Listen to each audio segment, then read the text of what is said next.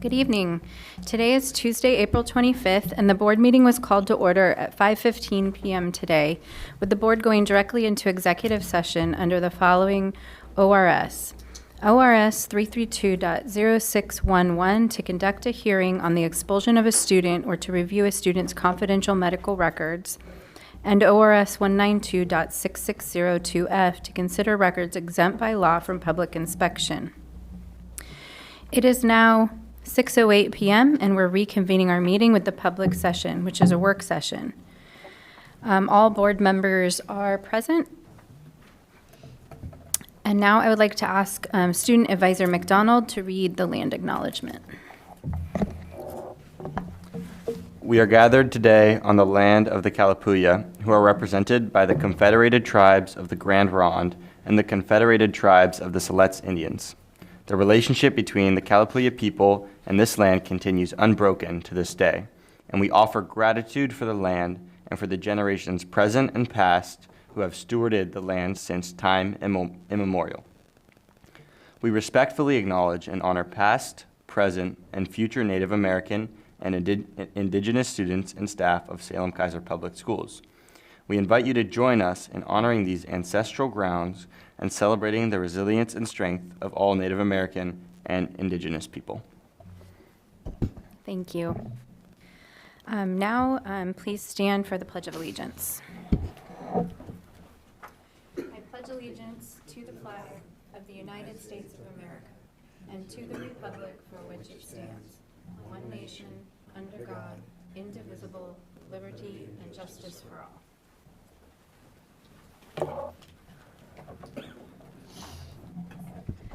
Okay, I don't think there are any agenda modifications that I'm aware of, so with that, I will turn it over to Superintendent Perry. All right, good evening, everyone. It's good to see you. Tonight, we're going to have, we've structured a work session that really talks about our students with disabilities. And we hear a lot about complex students, and so we thought it would be really good to start with how do we serve them. And so we're starting from kind of the beginning, and how do we support our students with disabilities. Lots of technical information will be presented by Deputy Superintendent Cobb and Dr. West. And so slow us down at any time, because we could talk about this all day long. And our hope is to share with you, here's how we respond, and also here's some gaps in our system. Tonight, we're squarely focused on students, but I would be remiss if I didn't mention that we have hundreds of educators, both licensed educators and classified instructional assistants who support these students every day. And for some of them, the job is incredibly hard and even incredibly volatile at times. So, but for tonight, we're just going to focus on students. We can talk about, we'll talk about some of the training, and we can talk a little bit about, at a future time, about are there ways we can do more to support staff. So that's our focus for tonight. We'll pause maybe every time we switch speakers to see are there any questions, and I'll let you take it from here. And I think Olga or Suzanne, you're starting. We did print the PowerPoint because it was a lot of information, and got it fully done in Spanish too. So both those are online for anyone watching. Great. Thank you, Superintendent Perry, Chair Carson Cottingham, directors. Pleasure to be with you tonight. This is a topic that is really important for us to address this evening. As Superintendent Perry laid out, there have been a lot of questions directed our way about students with complex needs recently. So we're eager to explain to you how we support these services.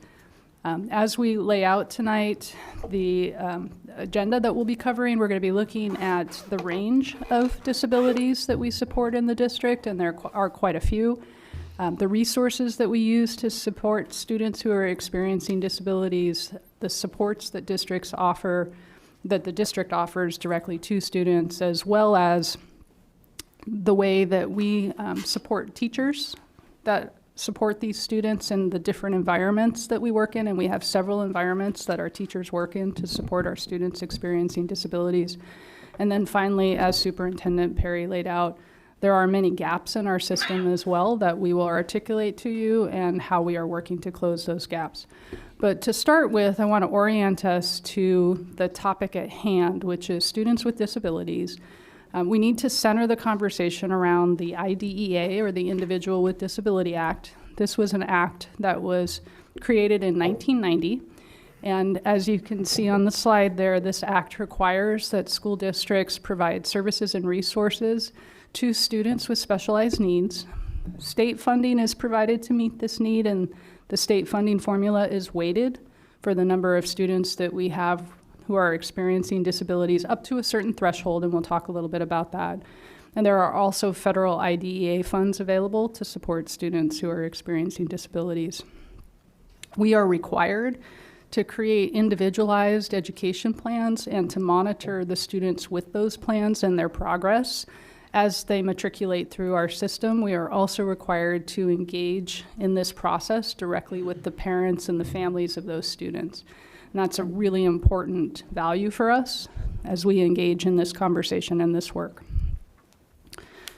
So next slide, you see there, this is a snapshot of our district as of our December collection, which was December 1st, 2022.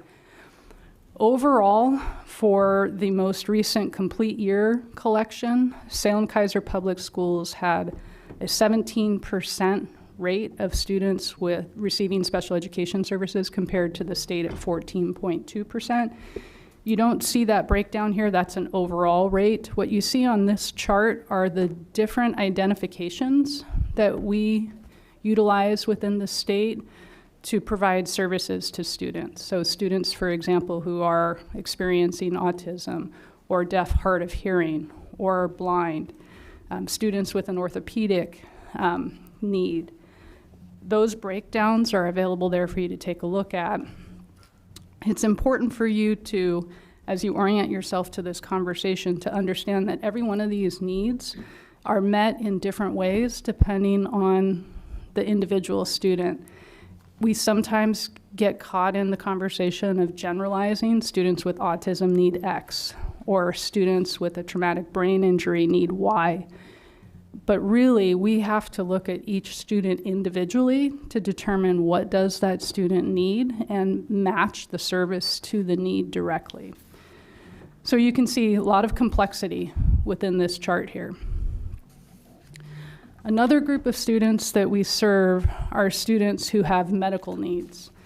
Students who have medical needs may not have an individualized education plan. Many of them do, but that's not necessarily a one-to-one correspondence. So we meet the medical needs of students who are classified as medically fragile, who are nursing dependent, and who are medically complex. As you look at this chart right here, what's interesting to note is the comparison between Salem-Keizer Public Schools and other school districts around the state. We deliberately pulled several school districts that have larger student counts so that you can see comparative. Salem-Keizer Public Schools provides services to students with medical needs at a greater rate than even a school district like Portland Public that has more students than we do. Can I just stop for a second to say, does anyone have questions about the eligibility categories or the data around students with medical needs? Just to chunk off the questions a little bit. Okay. I have a question. Oh, sorry, go ahead. Director Salazar. I just wanted to know the differentiation. I know that the 504s, and when is there ever a transition from a 504 to a IEP? Excellent question. And there are differences between a 504 and an IEP. Sometimes students may have needs in both areas. I'm actually going to phone a friend right now. We have some experts that have joined us for this conversation. For example, Director Melissa Glover is here behind me. So she can chime in and answer that question with a great deal of specificity. I'll try not to be too specific. So the transition from 504 to IDEA really comes in when there's an instructional component. So 504 is an accommodation plan to support disabilities so that students can have equal access. when it hits a tipping point of needing instruction to address the disability to provide that same level of access, then it moves into special education.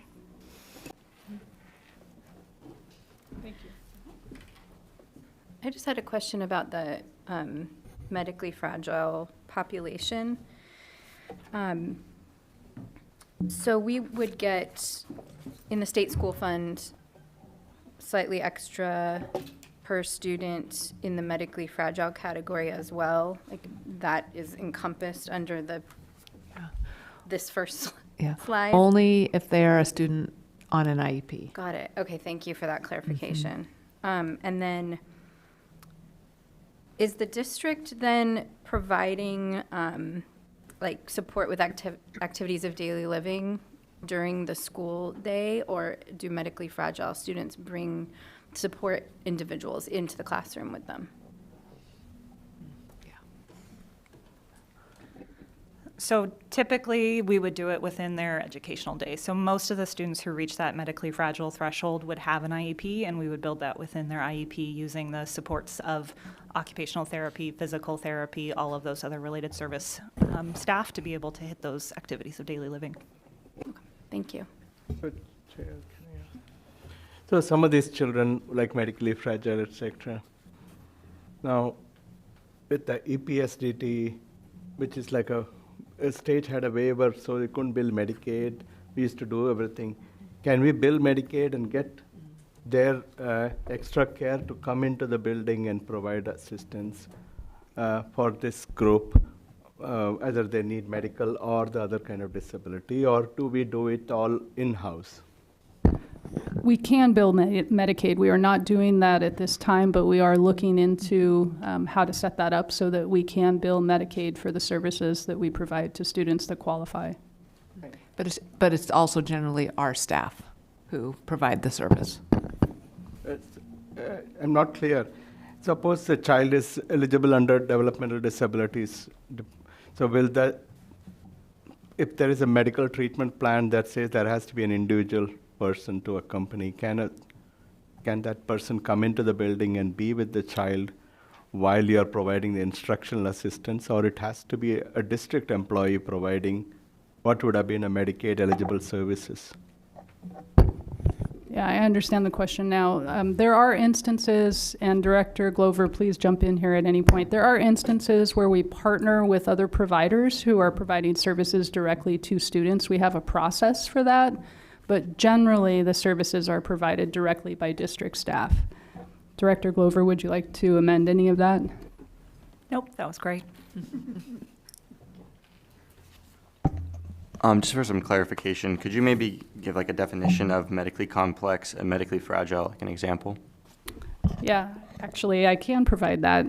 So medically fragile students are those who may have a life-threatening health condition and may require immediate professional nursing services, compared to medically complex students, which are students who may have an unstable health condition and may require daily professional nursing services. So an example of medically complex might be a student with asthma, for example, who may be unstable and they may need some nursing services throughout their day, versus a life-threatening heart condition where we know that they may need immediate nursing services to continue living. Does that answer your question?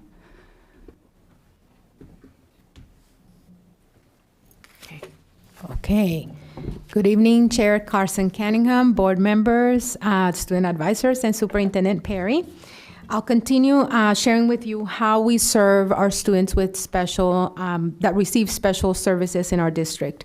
As Dr. West shared, we have about 6,700 students that receive special education services, and most of them are served in their general education setting, with a push-in model or pull-out model. And what that means is that a special education teacher may join that student in the classroom to support them around specific services that are built into their IEP, their individualized plan, or they may come out of the general education classroom to a special setting where they get support for reading, for math, or for any other specific, again, skills that are very well written in their IEP.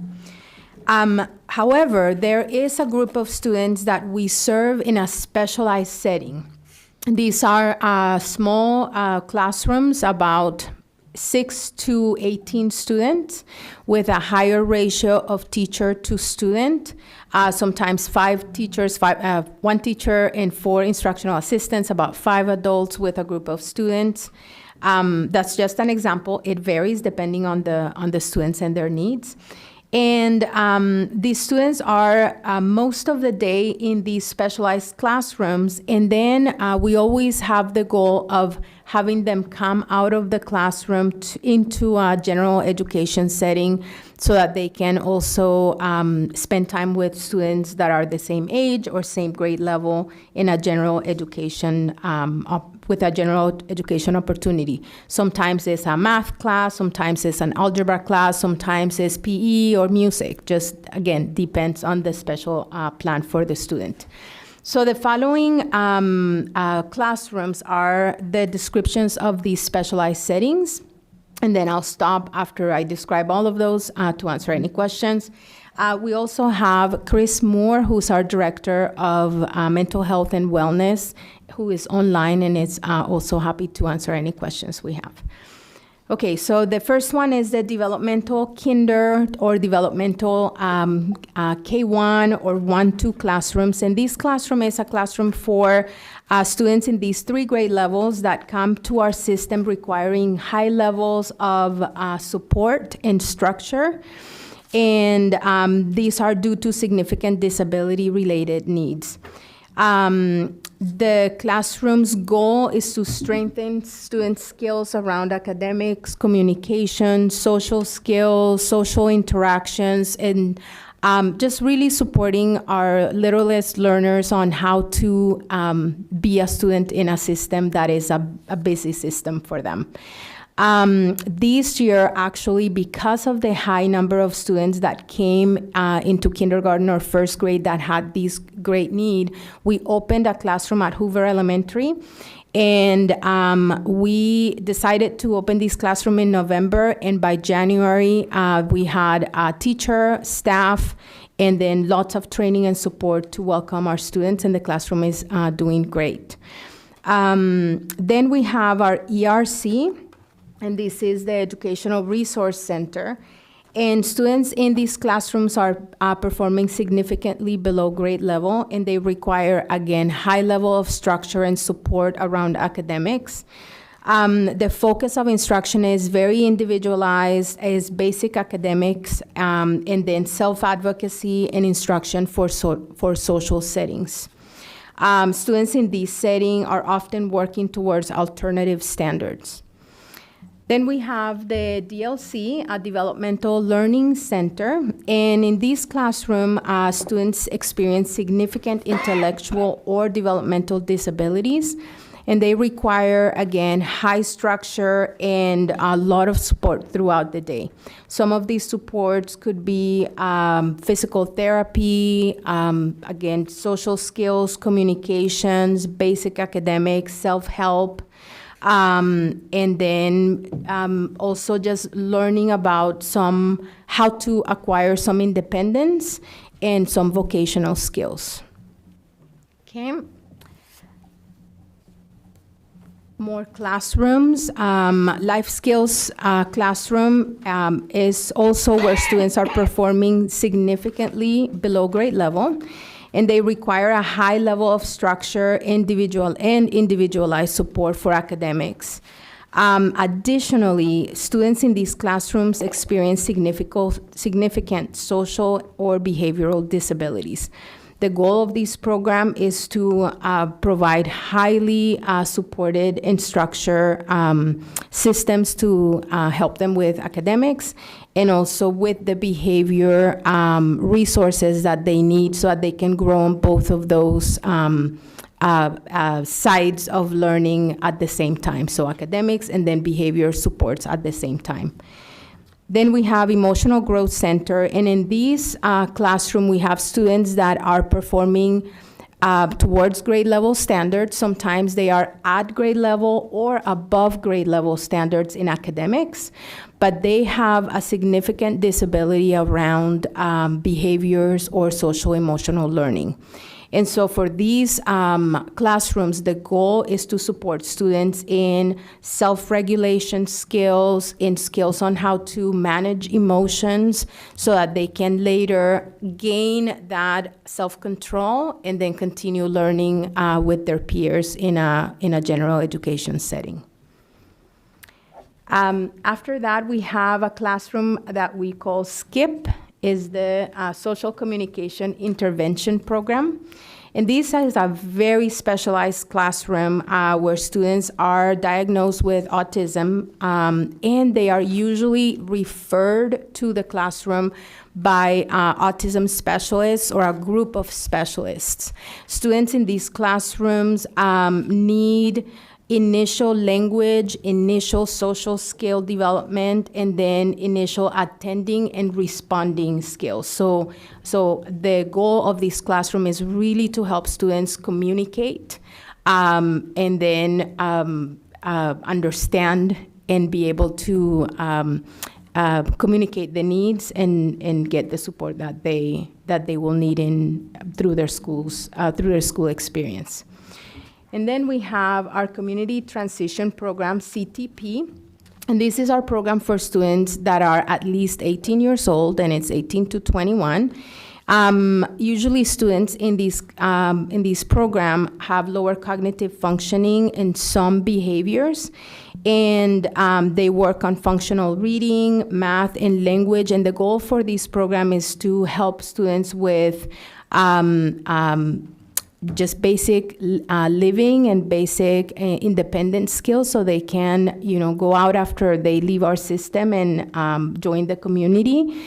They learn a lot of great work experience, and we have incredible programs and incredible partnerships with the community to give them those work experiences. And then they learn also ways to access healthcare and how to manage the legal system or just any type of services after they leave the district. Director Salazar. Yes, your EGC classroom, are those students that come from a regional area, are they still bussed in to one particular school where that classroom is held? We have actually made a lot of improvement in that area, and we want students to have to be close to their home receiving these services. So about 3 years ago, and Director Glover will help me with the time, but about 3-4 years ago, we made a bunch of shifts in the district to make sure that every feeder area had a good amount of these programs so that students could start from kindergarten and go all the way through 12th grade with the supports that they need in specialized settings. Director Glover? Yeah, we started that right around the time of the boundary shifts, and so that we were able to use the opportunity of trying to think about where the projections were for numbers already to be targeted around ensuring that every feeder had every program, with the goal that students could go to kindergarten with the same peers that they would graduate high school with. And so we started it about 6 years ago, we finished about 3. And so it was about 3 years of each year kind of shifting some programs to the right feeder so that anytime a student needed a specialized program, we could make sure they stayed in their neighborhood. Excellent, thank you.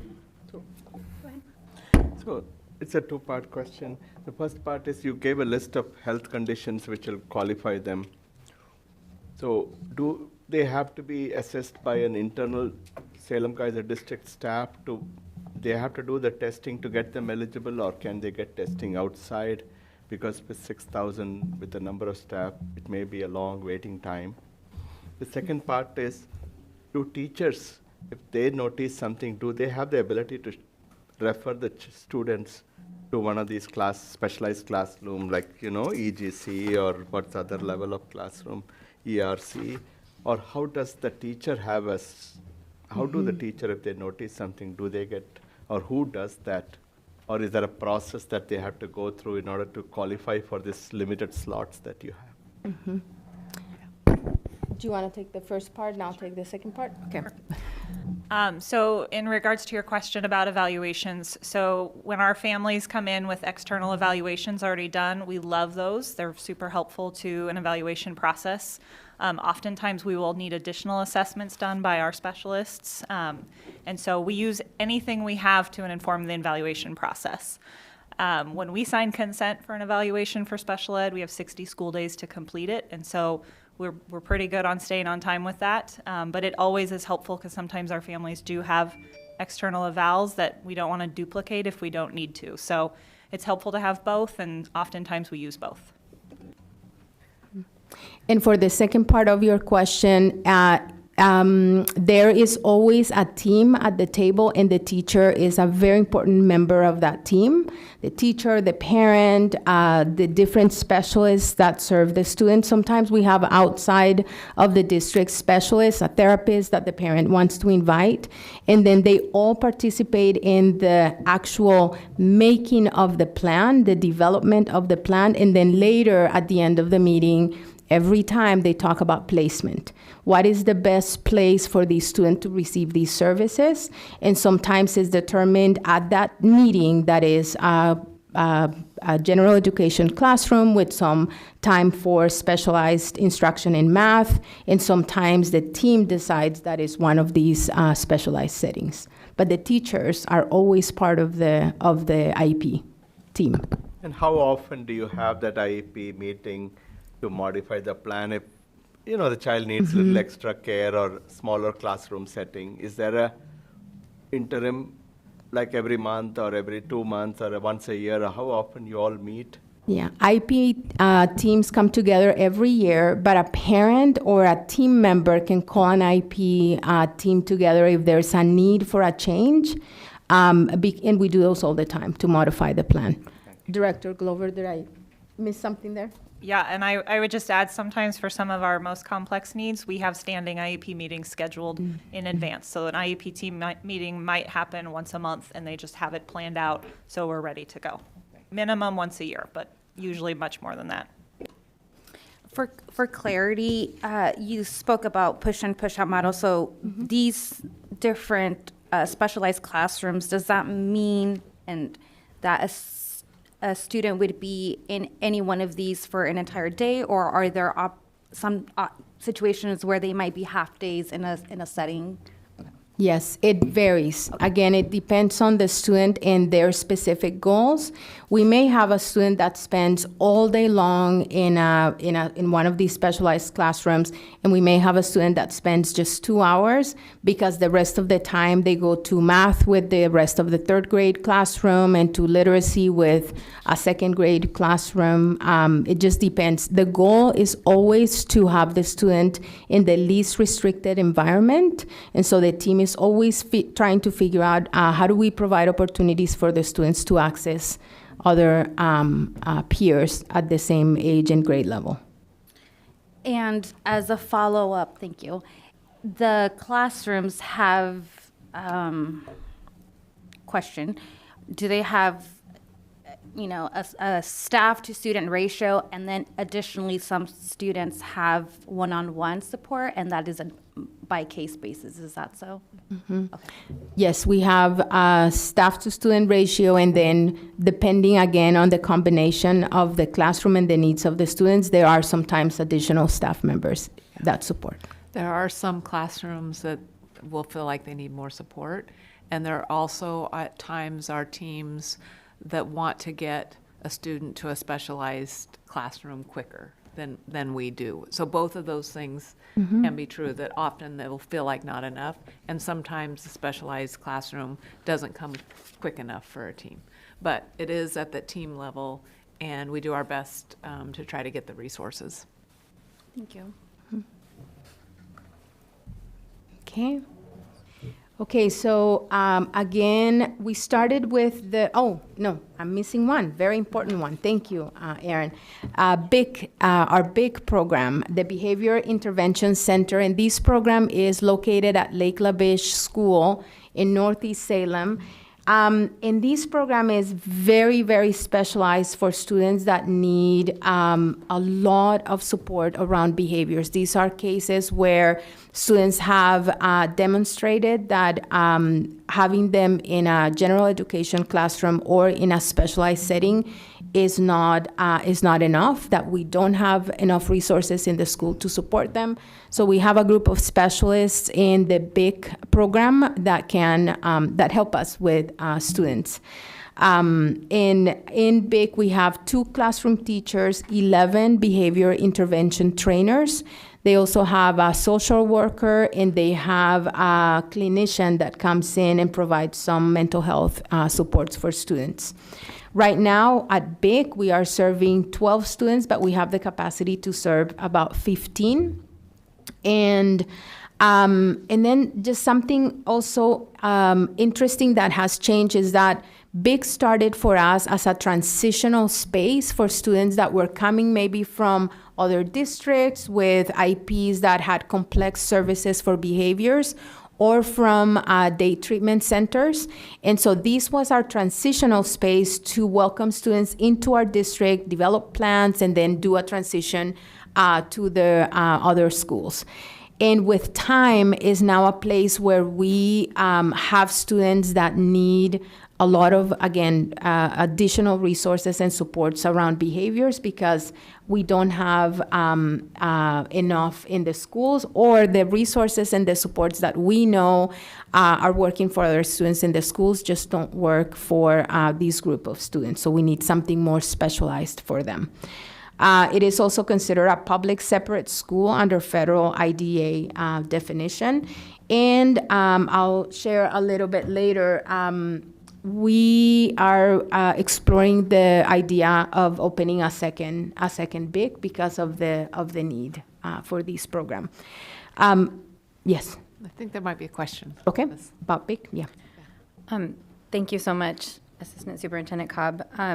You mentioned that folks coming to the BIC, is that what you call it? BIC, yeah. Mhm. BIC, are sometimes coming from day treatment centers, and I think you might be talking about that later, or someone will be, but could you define, just for the purpose of understanding, when does a kid go to a day treatment center, and what does it look like when they're transitioning out of that to come to the BIC? If I can just throw a question, because I was curious about age range for that program.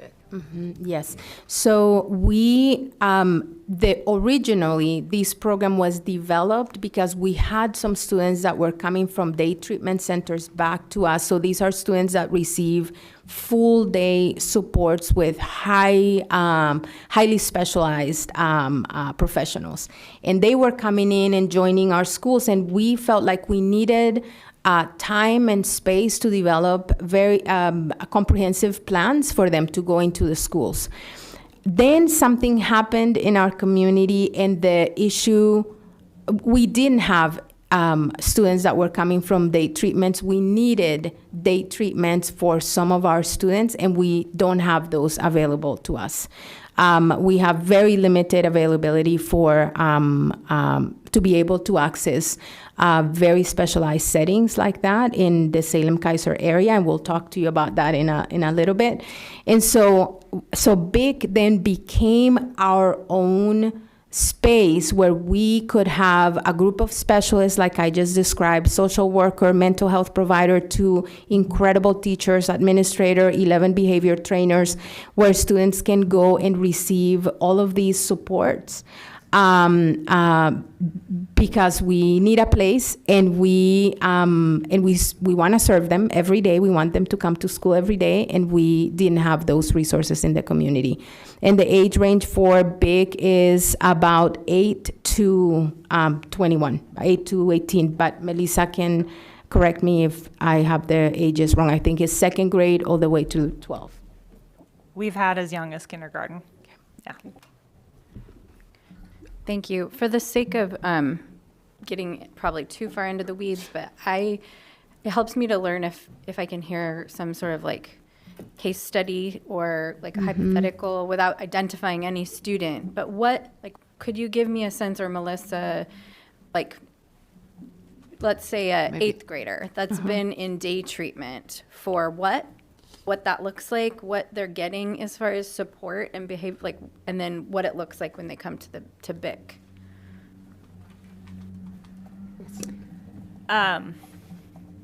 Or a different grade, whatever comes to your mind. You're great.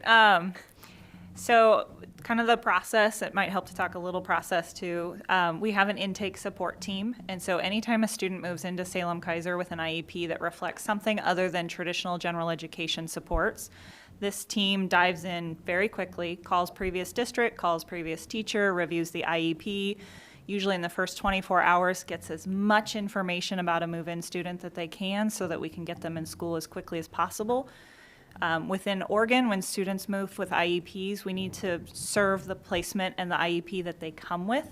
And so a lot of times what happens is students move into Salem-Keizer, often from public separate schools in other districts, whereas BIC is our public separate school, often other districts have them. And so our goal is to understand the placement that they were coming from and the services that they were receiving there and match it as best as we can here. Oftentimes, the students that end up at BIC are students who in the previous district were placed in a similar setting because of high levels of physical aggression. We often will ask questions about restraint and seclusion, some of those kind of pieces of data that really help us understand how often are we needing to physically intervene with a student, what is the threshold of instructional support around behavior that's needed, and what's the training need of the staff who work with the student. And so the students that come into BIC usually are the ones that check all the boxes in terms of frequency, intensity, and duration of intense physical behavior, and a lot of times caused through the mental and emotional health needs of the student. So oftentimes it's related to just the physical needs, but the need for intense training for the staff that support them and the very low student to staff threshold, the ratio. And the thing that makes BIC different than most settings is there's no general education on campus. And so when we're talking about students that need that level of support, we're really looking at those students who in no way were accessing general education because they couldn't. And so those are sort of those indicators of when we're really thinking this student might not be successful in a self-contained program in a comprehensive K-12 school because they haven't been before. And we get them in, and our goal is to get them back to a comprehensive school, oftentimes into a self-contained setting to start. But it's a really restrictive placement because of the lack of general education opportunity that they have there.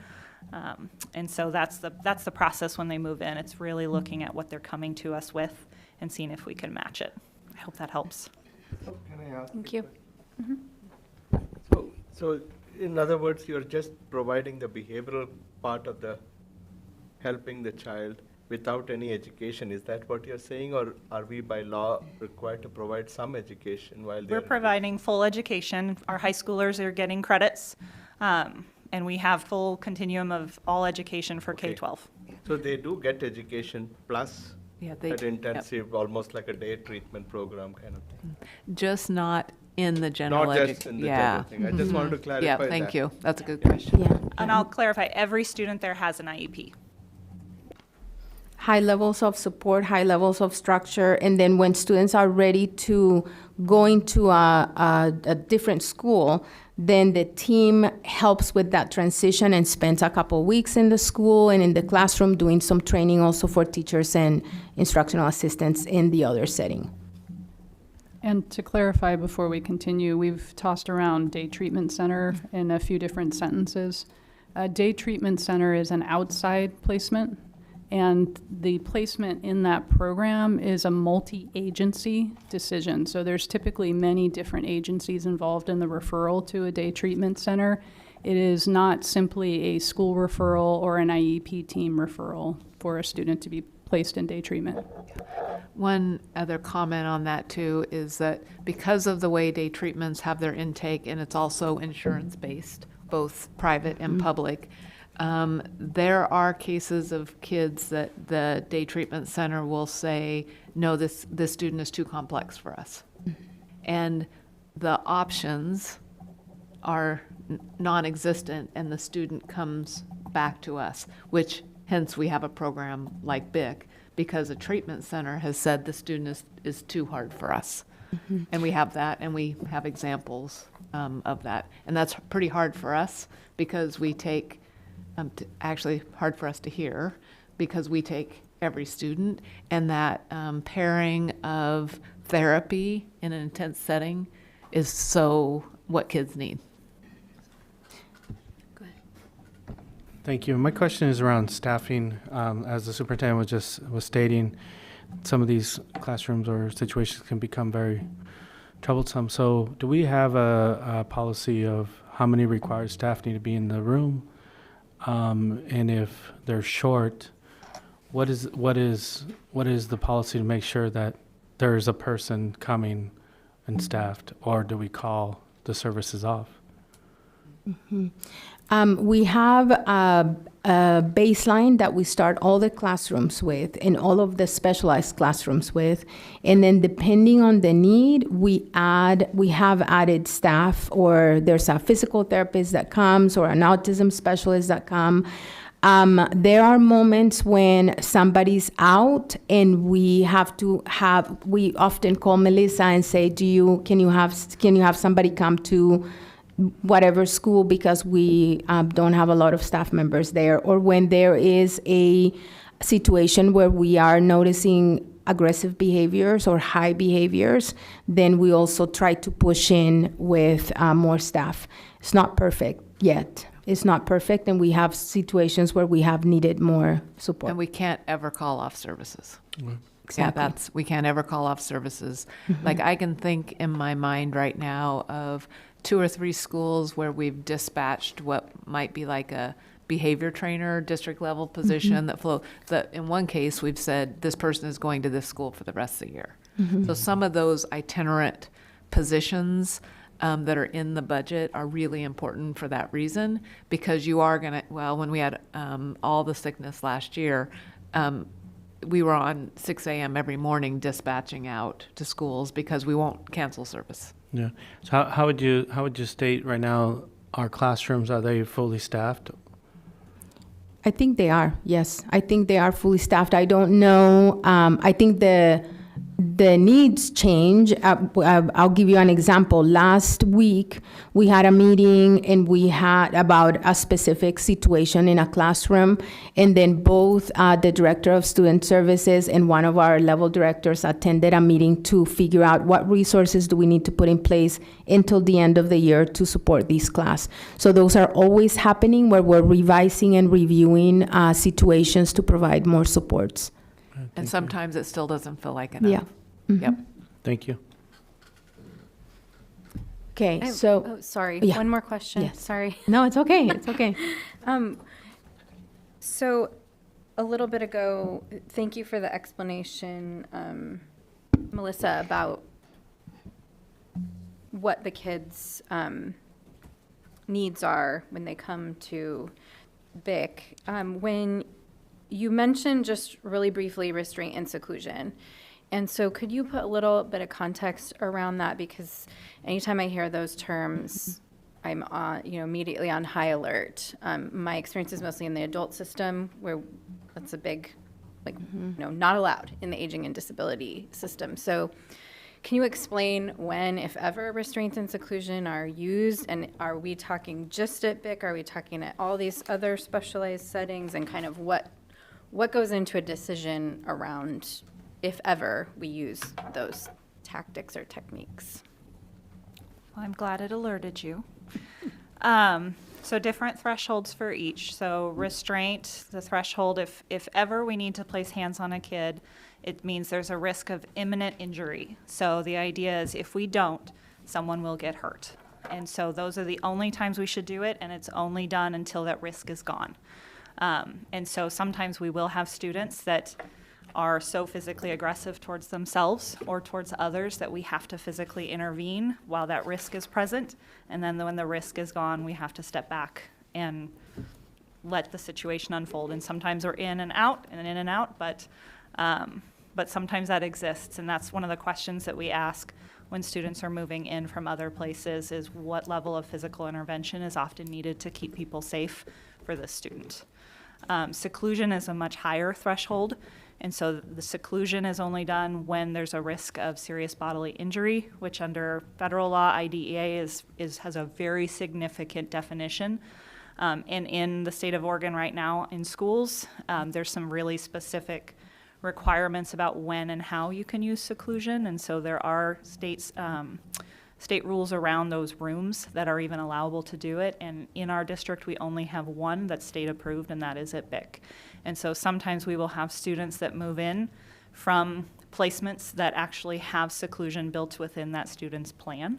And so sometimes that's one of those questions that when we know that that's being used significantly in a previous setting, that's one of those conversations around where does the student start in Salem-Keizer. We don't use that room very often, and we try not to, but that is one of those kind of interventions that is sometimes defined within a student's plan when they move into our district. Thank you. It sounds like, so on restraint, it's a fairly like in the moment decision by a staff member on what constitutes imminent or when the threat ends and that type of thing. How do you feel the training is around? I mean, I just can imagine that being a really stressful moment. And so what are we doing to support staff through that and make sure they understand when the threat has dissipated so that we're not restraining the kid?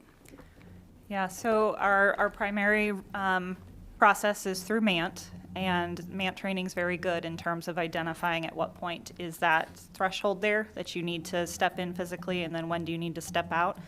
The most important part of any MANT protocol or any restraint that may happen is the debrief afterwards. And so really stopping to say, how did that go? Would we do it the same next time? Were there some things that we would do differently?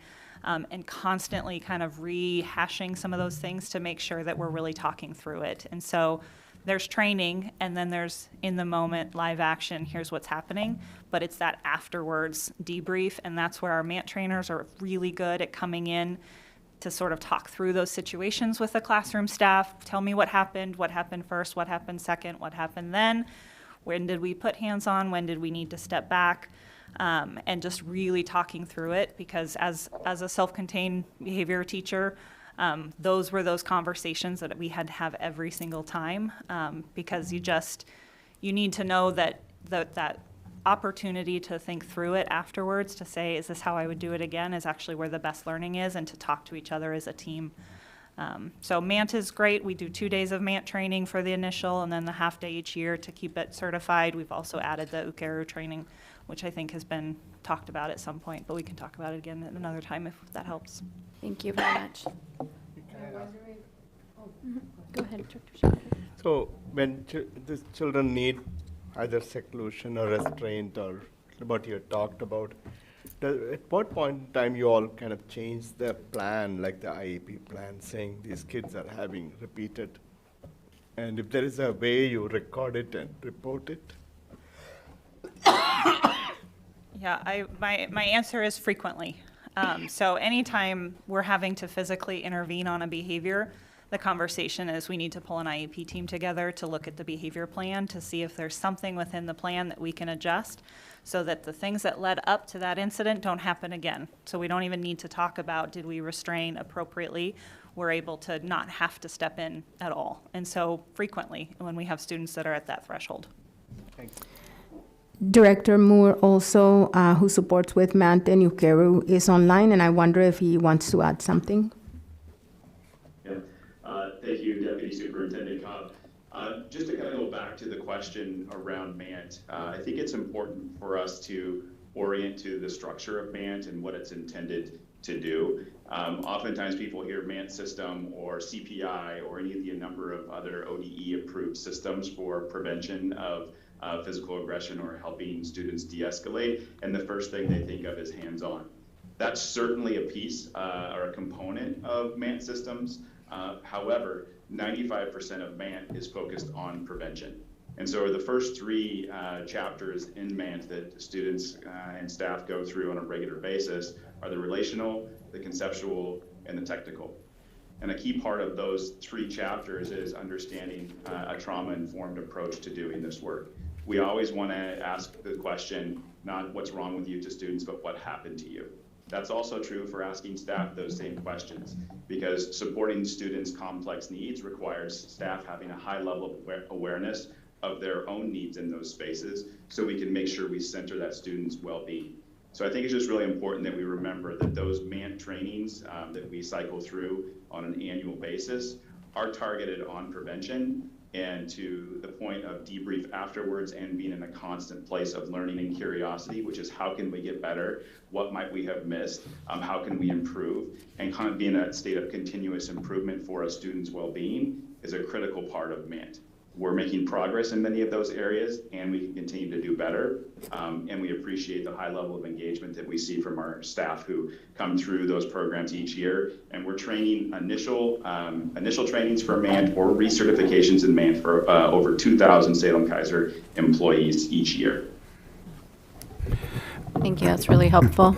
Could I comment on that? Having been a principal when I was at an EGC school at Myers, that was critical. I think knowing that student and when to have a hands-on approach and when not to. Sometimes it was just clearing the classroom and letting that student settle and then take them out. I would take them out myself and spend a half a day with them. But the thing is, I had also seen, not in that school, but in other situations, where the hands-on just escalated the program. So I really appreciate what you had to share with us. Thank you. Just for clarification, are restraints allowed in general education classrooms, or is it only in these specialized settings? And that's just for clarification. At any moment where a student can be at risk, where a life of a student can be at risk. So if a kindergartner is going to run in the street and the teacher is running after them and they need to grab them to keep them safe, then that's an example of when it can happen in a general education setting. And again, the number one rule is do not put hands on students. That's unless it's there's a risk to the life of a person or, the health of a person. Okay. Do you track the seclusion restraints, and is that one of the reportable things with civil rights data collection? Yes, they are all reportable. Yes. Not with the civil rights data collection, however. That's a state For collection, state. and those data are available on the state website as well as our own. Thank you. Okay, we're gonna look at some numbers now.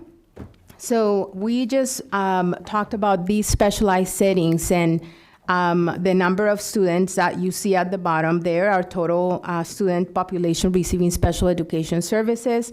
And then you can see the breakdown there on where are they receiving these services. So in these classrooms, a lot of these classrooms are K-12. We have them in all the levels. So Emotional Growth Center, for example, 246 students, SKIP 8, and this is an elementary classroom. Developmental K1 to 190. We just wanted to give you an idea of how many students we serve in these specialized settings. Right now, we are also, actually this week, we are doing meetings for students who we are welcoming into our system as kindergartners. And we have about 240 planned IEPs for students that are coming into the system and are going to join general education classrooms for the most part.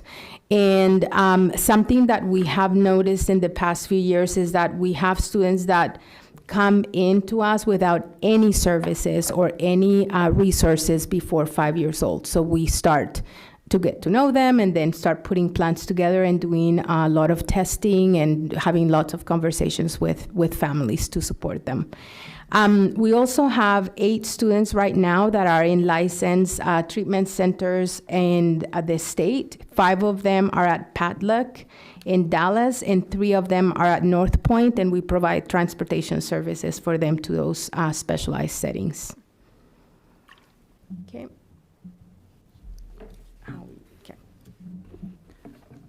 Okay, we're going to transition to talking about how we meet the needs of students who are experiencing disabilities. We're going to start with our teachers. So decades of research show that the most important factor in a student's education is their teacher. That is no different for students who are experiencing disabilities. So we invest quite heavily in our teachers who are supporting the needs of students with special needs. What I'd like to highlight right now is a Grow Your Own program that we are partners with Western University in. A Grow Your Own program is a program common in the state. What it looks like is the district supporting existing staff in obtaining either a credential or a degree that allows them to provide a specific type of service to students. In this case, the credential is special education, so we partner with Western University to do this. We support the education of teachers who go through this program, and in return, as they work for us, we provide them some additional support. The first support that we provide for teachers who go through a Grow Your Own program is a cohort support specialist. So as they're going through their internship, the cohort support specialist supports the new special education teacher in their case management and all of the paperwork associated with that. If any of you have experienced what it's like to go through an individual education plan, there's a tremendous amount of paperwork. So this is a very important support in the first couple of years that a new special education teacher starts their career. The cohort support specialist also supports with instruction, provides coaching, provides modeling, sometimes will come alongside with planning as well, and then classroom management strategies and support, again, coaching, modeling as necessary. After the teacher graduates from the program, then the teacher is assigned a special education instructional mentor, and the supports continue. Our special education instructional mentors, they work with our new teachers on instructional practices, on classroom management strategies, and then any supports that may be needed, again, with paperwork, case management. All of that is handled through either the program associate, which works here at Student Services, or through additional supports provided by the instructional mentor, tips, coaching, mentoring, that sort of thing. In addition, we provide ongoing professional learning to our teachers supporting students who are experiencing disabilities. So it's professional learning specific to the needs of students with some of the disabilities that we saw listed at the beginning of the presentation. The way we work with students who are differently abled does look a little bit different from time to time than what you see in a general education environment, especially in those specialized classrooms that Deputy Superintendent Cobb outlined. So the professional learning is highly specialized as well. We pull our special education teachers together in what we refer to as job-alikes, and that allows for a great deal of collaboration, again, specialized learning. We make sure that our teachers who are working with students with the greatest needs are trained in our MANT systems, which were outlined just a little bit ago.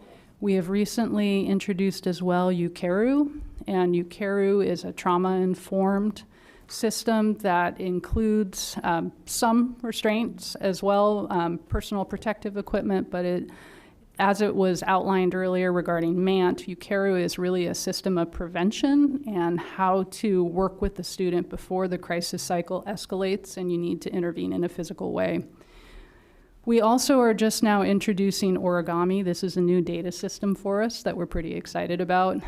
We have right now multiple data systems that we're utilizing to track, for example, restraints and seclusions and the other things that we've talked about throughout this presentation. Origami will allow us to bring all of those data points together so that we can make more informed decisions as a school district.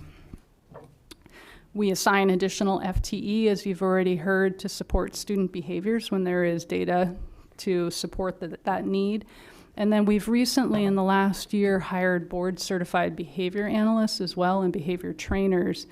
And this is something that we're really excited about. These are individuals who are highly trained and specialize in being able to come into environments where students have complex needs and help us develop plans to meet those needs. So that's a recent addition in our school system. And I'm highlighting Yukeru, Origami, our board certified behavior analysts, because I want to highlight for the board that the process of improving as a system and learning as a system never ends. Just like our students are constantly learning, just like our staff are constantly learning, our system is constantly learning. So as we identify a gap, and we're going to talk about more of our gaps here in just a minute, as we identify a gap, we also go through a process of identifying how do we close that gap? What do we need to close that gap so we can meet the needs of students and staff? And I just want to put a point on, even though we're talking about here are all the things we do, what we also know that in professional development, in training, in supporting new staff, it also is often not enough at the right time, quick enough, because these are complex classrooms. So we keep trying, just like adding Ukero this year, that system hasn't gotten to every classroom yet. We've brought it in as training to some of the classrooms where we've had the higher levels of injury rate, so we could offer another support. But again, it's not enough. That's hours of training plus coaching in the system. So we have to stay at this, I guess is my point. And our educators are counting on us too, and our students are. You know, thank you for sharing that, highlighting that, because I don't want our community to think just because we presented this, it has been scaled in a way that it has reached everybody and everybody is trained. So these are the interventions you started. So hopefully in the presentation you'll be able to let us know how much more we need to scale, and when the budget is announced, how much a budget we're going to allocate if we were to scale in a way that meets the total need.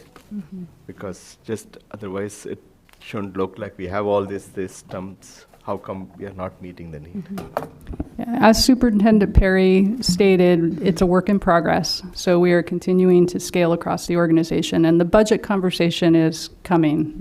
In May, we'll get into details with how we allocate resources to support students with special needs. The table that you see right there, this is another comparison between us and similar districts. What this table is showing you is placement information. So Deputy Superintendent Cobb spoke a little bit about self-contained classrooms, for example, like BIC, like an EGC or an ERC. So you can see there the percent of students that are in self-contained placements in Salem-Keizer, 12.08%, compared with similar districts, Portland at 7.26%, Beaverton at 14.09%, and Hillsborough at 5.54%. The data point that I want to highlight here, because this is a gap in our system, is where it says percent in a separate setting. So just a little bit ago, we paused to talk about day treatment programs. A day treatment program is a separate setting. You can see there that Salem-Keizer has a 0.36% placement in separate settings, compared with Portland over 3%, Beaverton at 1.5%, and Hillsborough near 2%. Here's the reason why. If you take a look at the map that is projected there right now, you'll see that the greater Portland area has many options for licensed treatment centers. Salem is a desert. We don't have licensed day treatment centers available to our students. Now, as Deputy Superintendent Cobb pointed out, we do transport students to some centers, but they're quite a ways away from Salem. So this is a gap in our system. It is something that we are working on as a system with local representatives and with community leaders to try to address. But it is something that is impactful to our students, and that it becomes more difficult to meet their needs when the options are minimal at best. Superintendent Perry, would you like to add anything to that? Yeah, no, I think the map illustrates it. Go ahead, Dr. Salazar. And I think there's a benefit in that, because when I was the coordinator at the State Department of Alternative Ed Programs, a lot of those placement areas, not Salem-Keizer, but in other districts, and some of these are here, they have those, they weren't very accountable when they'd go out to those. They would come back and we'd look at data and say, what were the results and the benefits of that. And oftentimes, there wasn't any. And so that's when, again, we would have to send people out to, monitor them more closely. So I think there's a pros and cons of us having it self-contained and having someone else that we, farm it out to. Director Salazar, I think that's well said that there's pros and cons to this. Right now, we don't have any local options, and that's definitely a con for us, something that we need to work to address to meet the needs of our most complex students. And certainly there are day treatment centers that are better than others. So, I just had a question about the previous slide. Dr. West, what is the last data point telling us? The percent, the 12.22%? Yeah, thank you for asking that question. You'll see there that there are percentages that are included with 3 of the 4 placements on this particular table. So for example, in a general education placement, that's considered greater than 70% of the day is spent in general education. A self-contained placement means that less than 40% of the day is spent in a general education placement. And then that last row that you're identifying, Chair Carson-Cottingham, that's general education and separate placements where students are spending about 50% of their day between a self-contained or a separate placement and general education. It also includes students who are homeschooled or are being schooled in private environments. So it's, and I'll let Director Glover augment my answer here. It's that in-between group of students who are neither spending most of their day in general education nor most of their day in a self-contained environment, but are still receiving some services in a specialized placement. So an example might be a student in an emotional growth center. It has really worked on their behavior goals, and we transition out so they're getting like half of their instruction back with their peers in 2nd grade and the other half of their instruction in the EGC classroom. That would be an example. That could be an example, yes. Okay. Director Glover, would you like to augment that answer? No, I think you have it. What's challenging about this data is those top 4 rows are what you would find on special education report cards for every district. And so we wanted to give you data to compare district to district so you can see our district compared to other districts. That last row is not something you would find on the special ed report card, but we wanted you to have it. So it's just basically understanding that so that you could get to see where all the kids were, basically. So those top 4 those top 4 rows are what you would find on the special ed report card. But really what's publicly reported for all districts are how many kids are in gen ed most of the day, how many kids are not in gen ed hardly at all, but you wouldn't necessarily find that middle group for all the districts. And so that's what that bottom row was to sort of show the difference. Okay, thank you. There's been a lot of talk in the legislative session this time around like a reduced schedule or limited day. I'm not using the right terms, but would all of like the 6,678 categorize as that group of students, or can you explain the difference? Yeah, there is a difference. So a reduced day is when an IEP team determines that for the best interest of a student, they need a shortened school day. So they're actually attending school for less than, let's say, the full 6.5 hours. Lots of reasons may go into that decision, and it's never a decision that is made lightly. It should always be made with the full IEP team support. That is what you're referring to that's moving through the legislature right now. That is completely different than this. These are students who are in school for the full day. They're just spending a portion of their day in different environments. Does that answer your question? Absolutely, thank you. So you're going to get 240 little kids with the possible IEP plan added to this cohort, right? 240 children? Mm-hmm. Coming into kindergarten. Coming into We know kindergarten. right now we have about 240 students coming into kindergarten that will need some sort of an IEP plan. So, and what's a normal amount of kids? Because we often have kids coming into kindergarten. So what's average? Yeah, well, pre-COVID, we were right around 300. In the last year, we were below 200. So we're starting to see it creep back to what it was before the pandemic.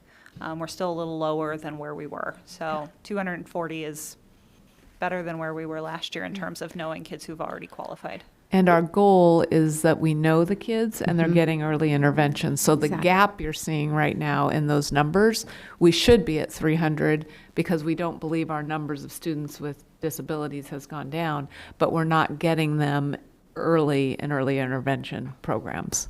So the question I have is, so we'll have to kind of think of, as we grow, these kids have to go through all the grades. So how do you all decide how much more to add to the special ed? Because each of these children will bring extra dollars with them. So with that, does the dollar follow the child so it helps you grow the special education program, classroom, staffing to follow the kid? So let me answer that in two ways. While we have incoming kids, we have outgoing students as well. So we have kids that are coming in and we have kids that are leaving. So it doesn't necessarily mean the cohort is growing. When we did one of our Brown Big lunches, we talked about this special education funding. So we do get a second weight for our kids, but we only get the second weight for our kids for 11% of our special education kids, and we have 17%. So there's a little bit of additional dollars that come in that between 11 and 17.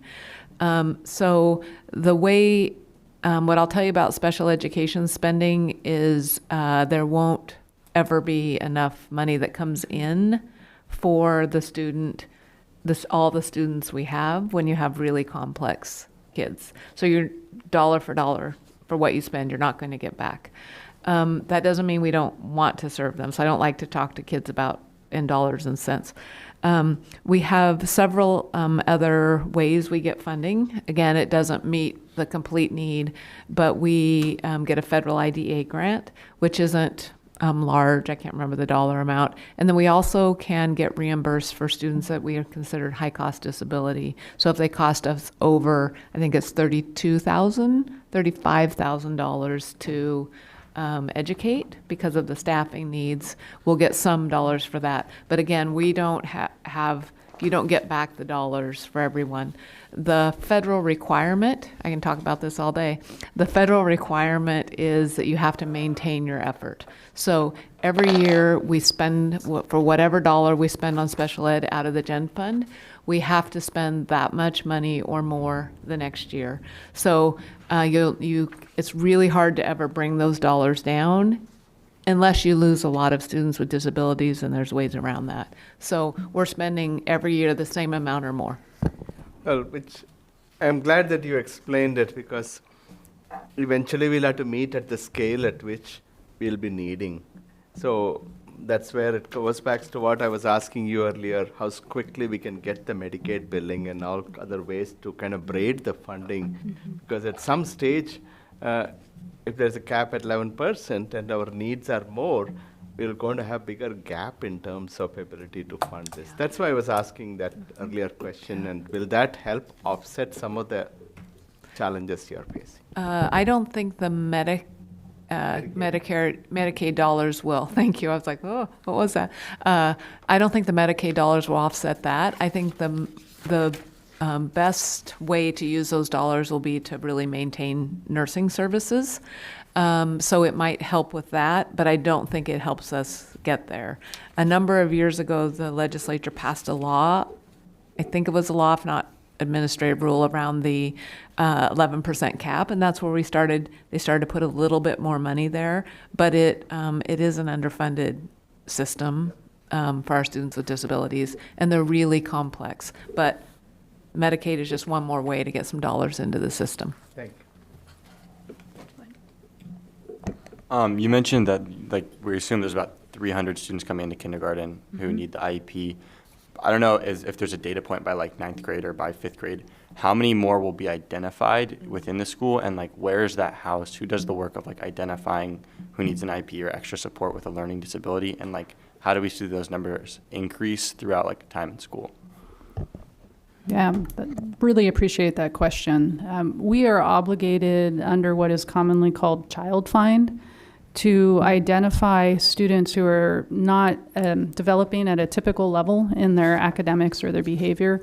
We go through a process of intervening first. So we try some things. We want to make sure that as educators, we're doing everything we possibly can to meet the needs of the student. We collect data.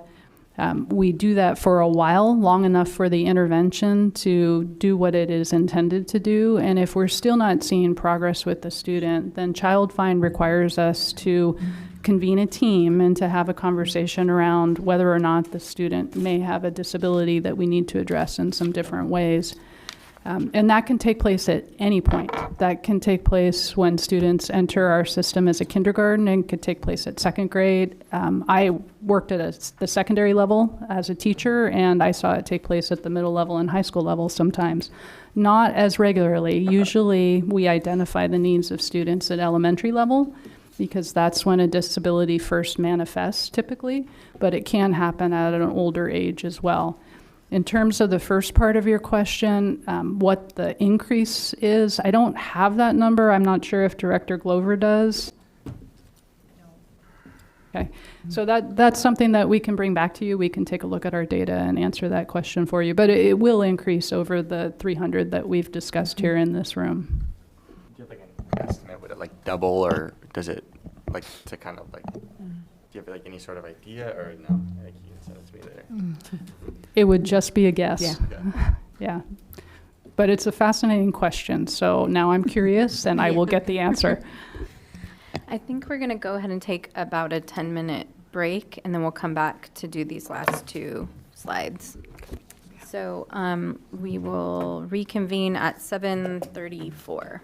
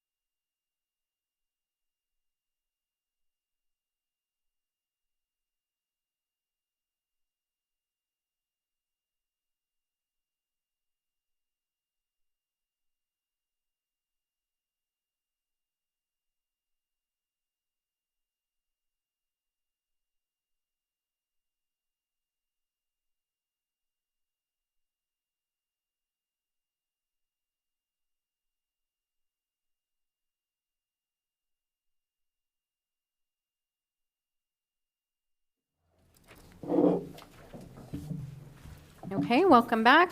We'll turn it back over to Director West and Assistant Superintendent Cobb.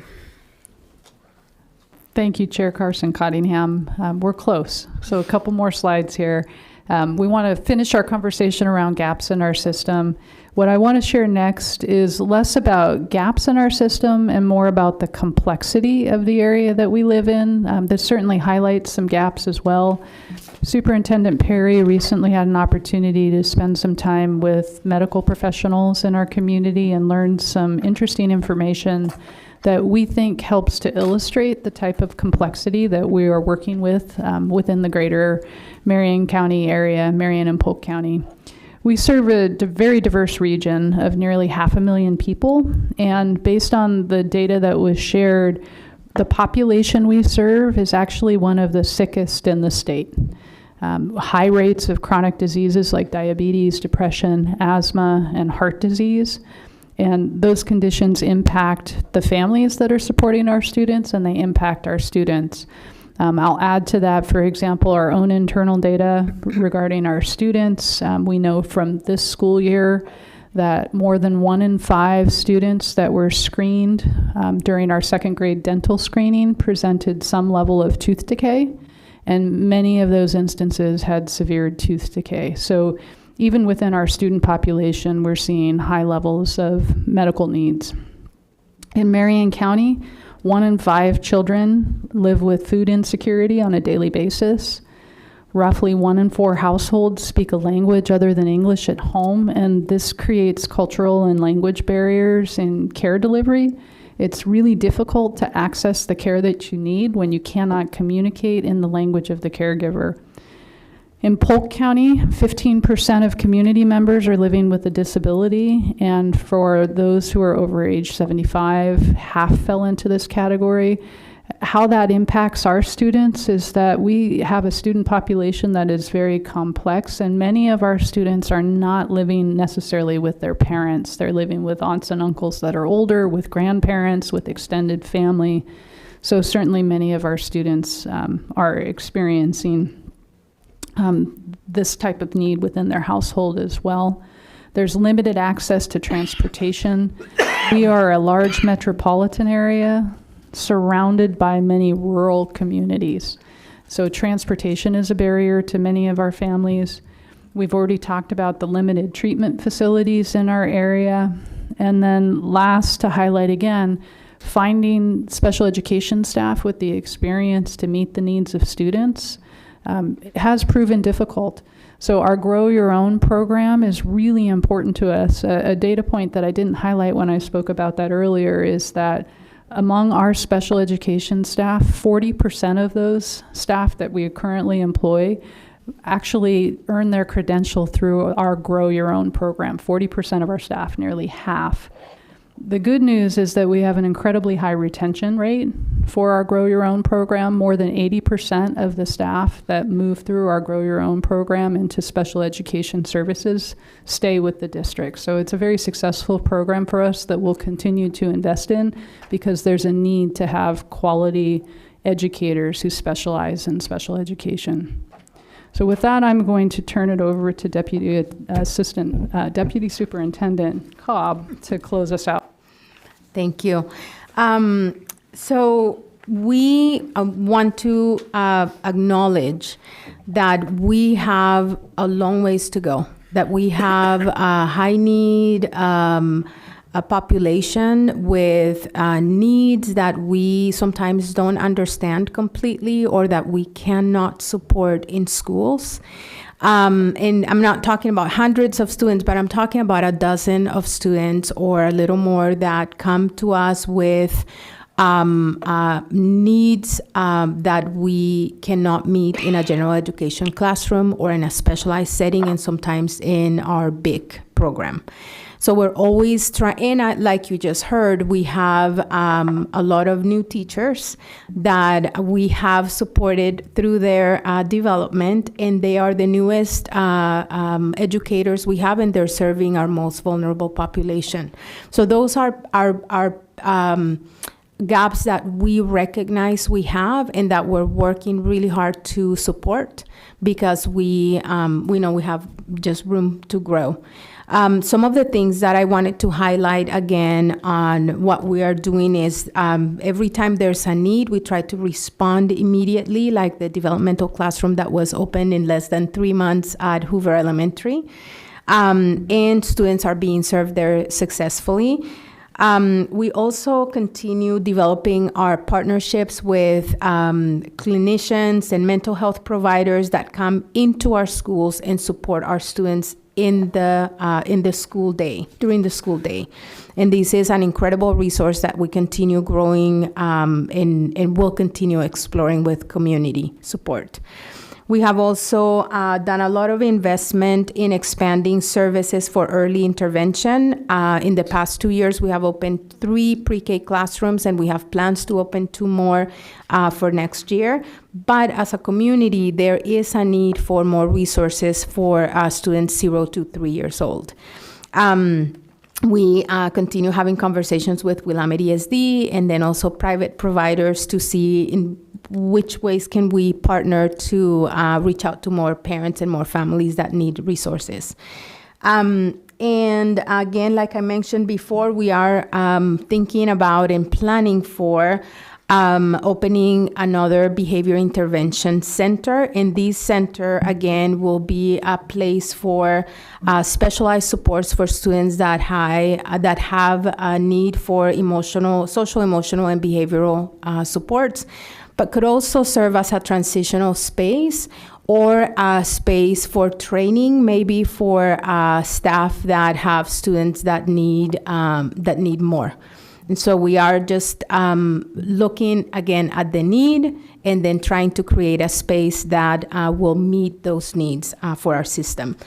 And then something that we are very excited about and that Superintendent Perry has been deeply engaged in is in conversations with community, with people from the community that care deeply about our kids and that understand the need and that can come to the table with medical providers, clinicians, private investors that are willing and may be able to help us open a day treatment center. And to your point, Director Salazar, that is a day treatment center that really will have a positive impact in the life of a learner. So that then when they can come back and join the schools, we can see that there was growth in that placement. So that conversation is in its initial stages. I'll let Superintendent Perry share more about that. But we are excited for the possibility to offer something more for our district. And then the last thing I wanted to say is that I want to also publicly recognize that the hundreds of teachers that serve our students in special education settings and in general education settings are working very, very hard. Teachers and instructional assistants, principals, specialists, counselors, behavior specialists. And yes, in some situations they are getting injured. And in some situations, we don't have all the answers because we were not trained to support the high level of need that a few of our students have. So it's not for lack of love or commitment to the profession. It is really because there are some cases where we just don't know. And so we go to our specialists, and then Director Glover sends her certified behavior trainer, and the behavior trainer spends 2 weeks there, and they put one plan together, and that plan didn't work, and so they call somebody else, and then so there is a lot of work and a lot of investment of time, people, and effort in figuring out what works for our students.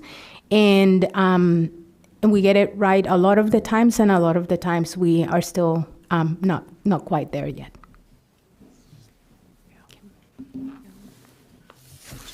Comments? I may, Director Guzman-Ortiz. Thanks,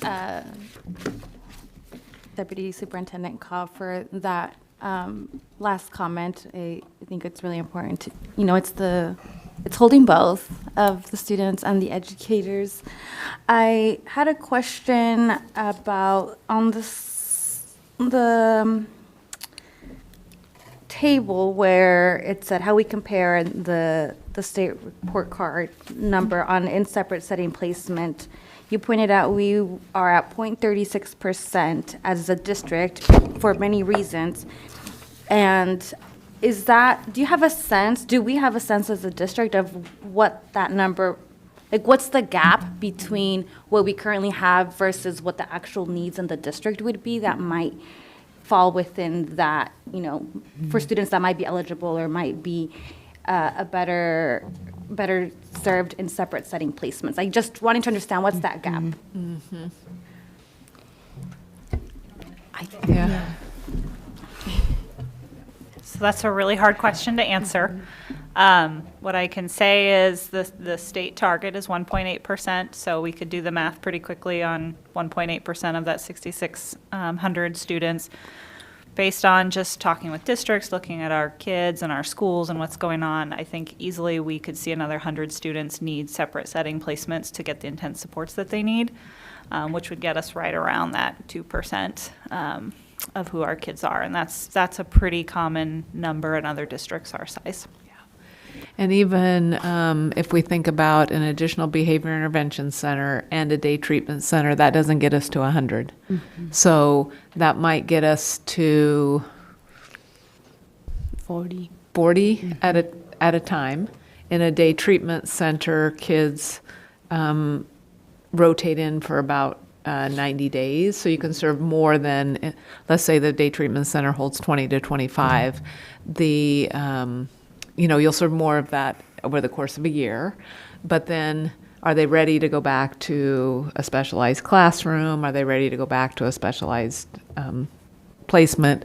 So even with those two, which I think will help us a lot, that won't still be quite enough. The property we're looking at, our question is going to be around expansion, but our goal right now is to get a day treatment open and another behavior intervention center open, even if it doesn't meet the capacity needs, because every step we take is that many more kids getting help. So that's our goal. But even a day treatment center, the soonest would be January probably of 2024. We think there's a chance we could get a behavior intervention center out south here by the start of school, but it's going to take some leased property space to do that.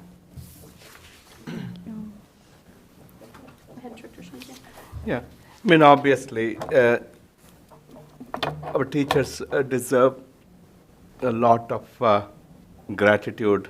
This is a very hard work. It's a very, very hard work.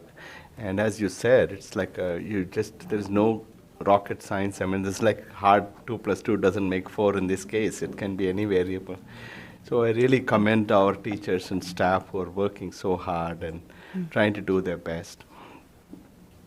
Which really, and adding the day treatment, I was in some of the discussion earlier, but even then, that's only a small percentage. I don't want our community to suddenly say, okay, you added day treatment, now how come you have a problem? See, I really want to caution that, because children will go in and out of that. So you really need to have some redundant capacity to make sure that we are able to buffer. Which really takes me back to, we are trying our best to make do with what is there. The real root of the problem is our state has to set aside real programs. For example, there are only 46 beds for acute inpatient. That number hasn't shifted. In years I've been in this state. I served this state for 23 years. Likewise, the other levels of program like PRTS and the residential program, nothing, those numbers haven't changed. I really think it's time for us as a very powerful school district, maybe the board can write to the governor who has championed mental health, and to start really putting some systems in place at a state level to make some real investment in changes so we have other levels of care, number one. Maybe shift that 11% spending to higher than that so that the dollars can follow, or we can have some other source of braided thing. Because we are all trying our best, don't get me wrong. but we are all trying our best to make do with what has not shifted. And it's hard for me to see our teachers getting injured and everybody is trying their best, but the real change should come at a level, hopefully, this time we can, because we got so many folks who are in a very powerful position in legislative and OSBA and start saying, our region needs intervention. Because I've seen kids sitting in the emergency room, not able to get, whoever gets into the emergency room in Portland, they get it. So sometimes we have asked parents to actually put them in the private car and drive them to Portland emergency room so that they get a preference. So we're all trying our best, but this is not a sustainable solution. I want our community to hear. Our teachers need help, and the real help will come when the state is able to boldly make some structural changes, policy changes, legislative changes, and invest on some programs which we are trying our best to make do. So I hope through OSBA or the Legislative and Policy Committee, we start advocating at that level, along with whatever else we are trying to do. Otherwise, the scale will keep increasing and we will not be able to take care of our needs or protect our teachers. Thank you. Thanks, Director Chandragiri. I just wanted to respond because I think you're absolutely right, and we are doing a lot of that advocacy right now. Actually, not through necessarily the OSBA, but as a district, we've been advocating pretty strongly, I would say, during this session to raise these very issues outlined on the facts and gaps in our system to our area legislators. And, in high-level terms, what was just discussed, the proposal for the day treatment center where we have kind of a public-private partnership with a number of amazing community partners, healthcare, schools, and it's more regional than just Salem-Keizer, has put forth a proposal to the Capital Construction Committee in the legislature. There'll be a public hearing on that end of next week. And so anyone is welcome to weigh in at that public hearing on the needs for the area. But yeah, I'll just say a few other things. I just wanted to respond to that because I think you're right, and that advocacy is needed, and we've begun that advocacy, and anyone is welcome to join us in that advocacy because I think we are the second largest school district, and we need to be working as closely as we can with the legislature to highlight the issues that our both our students and our educators are facing. I think it's important, though, for me to definitely state, like many have already stated tonight, that there's never enough resources, right? Even if we fix the state school fund, which we do need to fix, to have more funding come through for our kids and youth with disabilities, it's never going to be enough. And so I think we have to center around, it's our responsibility as a district, as a board, to provide kids with disabilities accessible and inclusive and high-quality education, and for them to be integrated as much as possible with general ed, and that we focus on that first and foremost, which it sounds like from all of the amazing work that's been presented tonight, that is our focus. And I really, really appreciate having a conversation like this where I've learned so much, but also that because we're a huge district with a large bureaucracy, essentially, that we can look at the gaps and we can really talk about that continuous improvement piece that Chris Moore brought up, where, there's things we're learning, and Director Glover brought this up too, that each time we're working in a person-centered environment with a kid with disabilities, we're learning something and we're getting better at making sure they have access to a full and amazing inclusive education experience with us. So I just want to say thank you to everyone that's working on these issues every day. I know that it's complex, and I know you are pouring your hearts and souls into it to help all of these kids and youth succeed.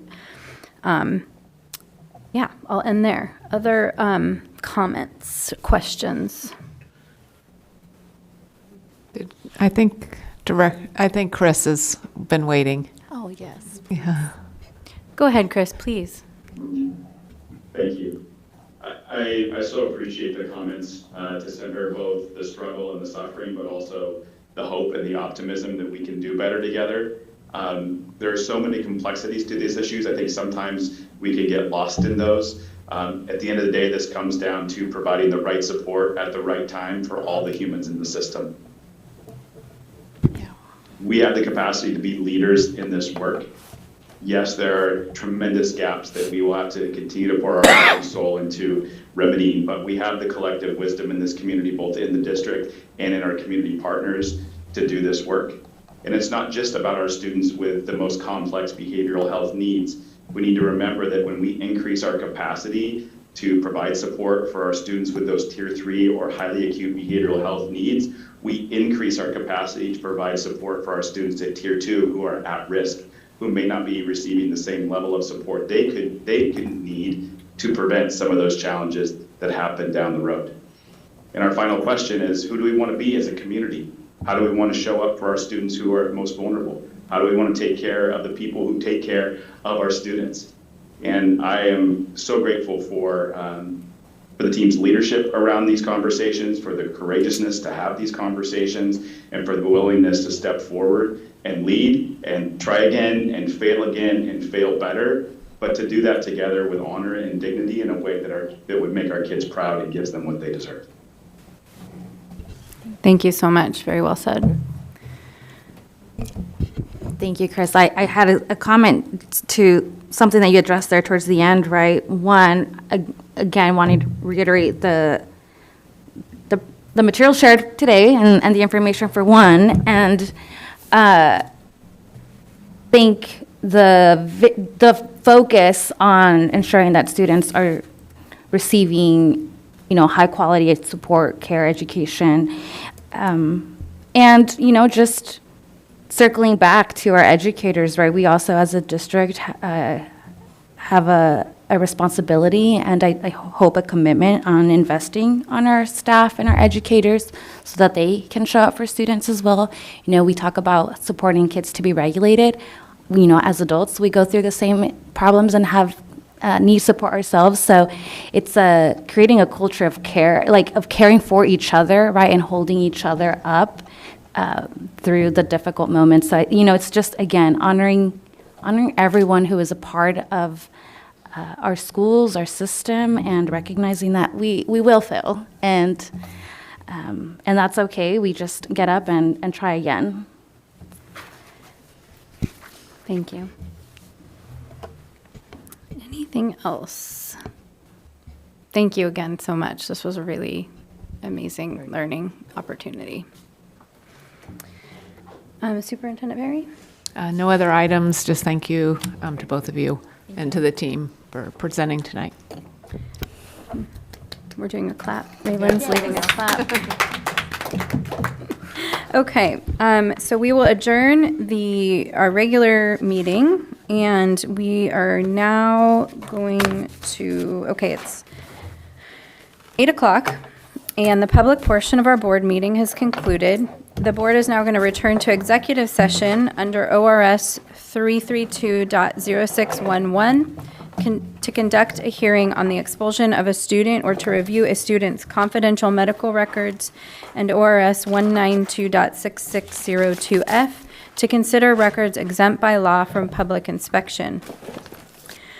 Representatives of the news media are allowed to attend executive sessions except for those sessions held in regard to expulsions.